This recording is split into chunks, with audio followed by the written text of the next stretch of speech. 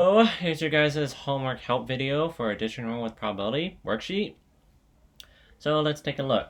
You randomly pick a block from each set in the diagram. What is the probability you pick a M or a D?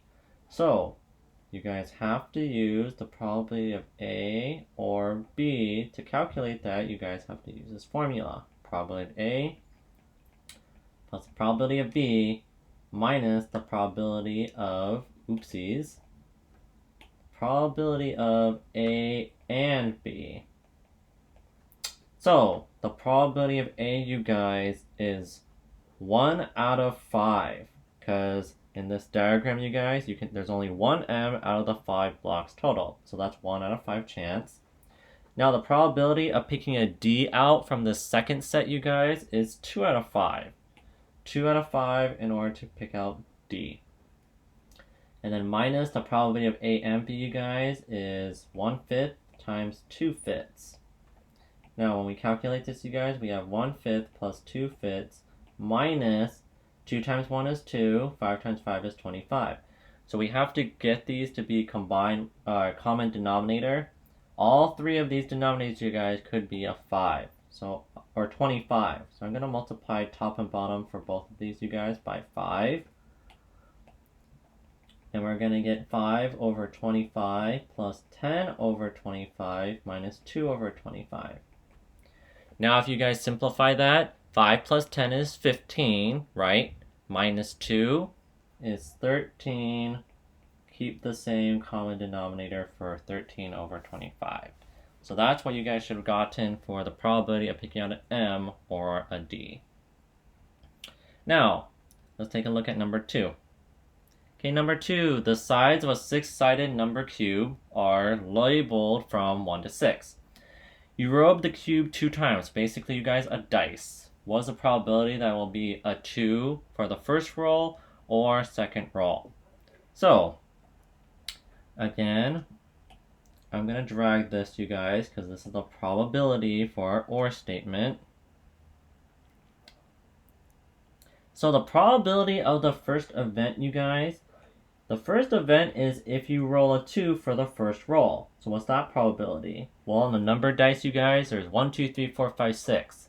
So probability of rolling a 2 on the first roll is 1 out of 6. The probability of it rolling a 2 on the second roll, you guys, is again 1 out of 6. Minus the probability of the first roll, you guys, which is 1/6, times the probability of your guys' second roll, which is also 1 out of 6. So we're going to have, now, I didn't do it before, but you guys can combine these because they have the same common denominator. So that's 2 over 6. 1 plus 1 is 2, you guys, all over 6. Minus 1 over 6 times 1 over 6, you guys, that's 1 over 36. Now, common denominator, you guys, for these two, a 6 can be 36. So we're going to multiply this one by 6, but if you multiply the bottom, you also got to multiply to the top. So we have 2 times 6, you guys, which is 12, all over 36, minus 1 over 36. Keep the same common denominator. 12 minus 1, you guys, is 11 out of 36, which is roughly around under a 33% chance. So maybe like 31 or 32% chance of that occurring. Number 3, you guys spin the spinner 2 times. What's the probability that it will land on a number greater than 9, the first spin, or number less than 6, the second spin?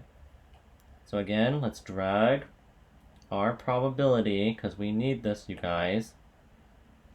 So the probability of our first event, which is a number greater than 9 the first spin. So all numbers greater than 9, you guys, are 10 through 12. So that's 3 numbers over the total numbers of 12. The probability of spinning for a number less than 6, that's 1 through 5, everybody. 1 through 5, which is 5 out of 12. And then minus the probability of A and B, which is 3/12 times 5/12.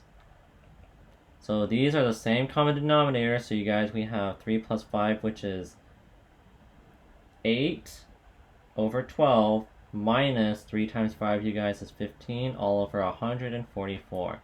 Now again, we have to find another common denominator. 12 can go into 144, you guys, and we can multiply top and bottom by 12 so that we get the same common denominator. 8 times 12 is 96. 12 times 12, you guys, is 144 minus 15 over 144. And we get 81 over 144, and you guys can simplify that fraction, I believe, by dividing top and bottom by 9. So we're going to get 9 over 16 as our answer. 9 over 16. Okay, and lastly, number 4. Again, we need this, you guys.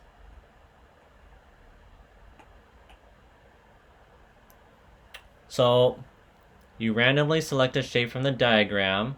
From each diagram, what's the probability of selecting a solid circle or an unshaded triangle? So, in this diagram, right here, there's 10 shapes. So the probability of getting a solid circle from here, you guys, is 4 out of 10.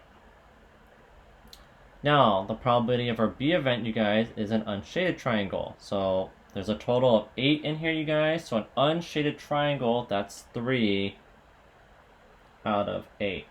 Minus the probability of the first event, you guys, which was 4/10, and the probability of the second event, you guys, which was 3/8.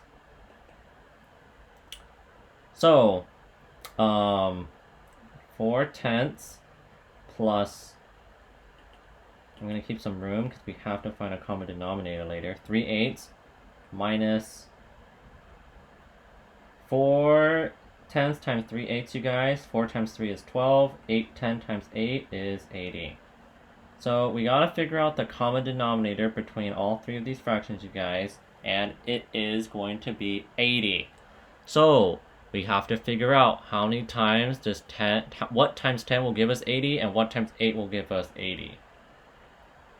So for 10, you guys, we can multiply top and bottom by 8, because that will give us a denominator of 80, and for this one, multiply top and bottom by 10. So we're gonna get 32 over 80 plus 30 over 80 minus 12 over 80. 32 plus 30, you guys, is 62 minus 12. That is 50 all over 80. And we can simplify that fraction, you guys, by dividing top and bottom by 10. And ultimately, that's going to equal to 5 over 8. And there's your guys' homework on addition rule with probability.